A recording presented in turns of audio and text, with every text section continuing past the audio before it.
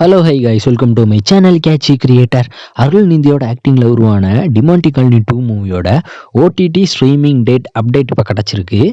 இந்த மூவி இந்த August 15 தியேட்டர்ஸில் release ஆகியிருந்து தெலுங்குலேயும் தமிழ்லேயும் ரிலீஸ் ஆகி ரெண்டுலேயுமே பிளாக் பஸ்டர் ஹிட் ஆகிருக்கு. இந்த மூவி கிட்டத்தட்ட ஒரு 50 கோடி கலெக்ட் பண்ணியிருக்கு. அருள்நிதி கரியர்லேயே ஒரு பிக்கஸ்ட் பிளாக் பஸ்டர் மூவியாக மாதிரி இருக்குது இந்த மூவி.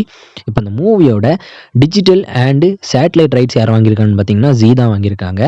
இந்த மூவியோட ஸ்ட்ரீமிங் டேட் எப்போ இருக்குன்னு ஒரு நியூஸ் கிடச்சிருக்கு. என்னென்னு பார்த்தீங்கன்னா, இந்த மூவியோட வர செப்டம்பர் 13 அன்றைக்கி ZEE5ல ஸ்ட்ரீம் பண்ண போகிறாங்க.